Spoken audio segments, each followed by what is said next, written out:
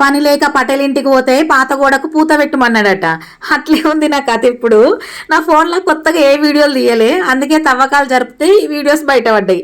ఎప్పుడో సెప్టెంబర్ 30 బతుకమ్మ తెల్లారి రోజు తీసిన వీడియో ఇప్పుడు కొత్తగా వాయిస్ ఓవర్ ఇచ్చి మీతో మాట్లాడుతున్నా. నా ఊర్లో ఏది జరిగినా సరే కొద్దిగా లేట్ అయినా సరే వీడియో అయితే కంపల్సరిగా పెడతా. అది ఇప్పటికి ముహూర్తం కుదిరింది. దుర్గామాత పక్కకి చిరుతల రామాయణం ప్రదర్శన జరిగింది. అప్పటికప్పుడు అనుకున్నారో ఏమో ఆగమాగం స్టేజ్ ఎత్తురు, ఓ దిక్కు మైకులు కడుతురు, చిన్న పెద్ద తేడా లేకుండా కుర్చీలు ఎత్తురు, ఇంకో దిక్కు ఆర్టిస్టులు ఏ మేకప్ ఆర్టిస్ట్ లేకుండా వాళ్ళకి వాళ్ళే తయారవుతారు. దీంట్లో ఉన్న ఆర్టిస్టులు అందరి తాతలే 60-70 ఏళ్ళ మీదోళ్లే. కనీసం నడుచుడే సరిగ్గా రాదు, కుంటుకుంటే నడుపుతారు. అయినా వీళ్లకు ఈ వయసులో నటించడం ఎంత ఇంట్రెస్ట్ అనిపించింది. కొన్ని పదాలు పద్యాలు మర్చిపోయి డాన్స్ రాక అటు ఇటు ఊగితే మాత్రం అక్కడికి వచ్చిన వాళ్ళు కడుపు బలిగేటట్టు నవ్వుకున్నారు. ఇటువంటి నాటకాలు, సర్కస్లు, కథలు చెప్పించుడు కరువైనాయి గానీ నా చిన్నప్పుడు ఫోన్లు, టీవీలు తక్కువనే ఉండేటివి.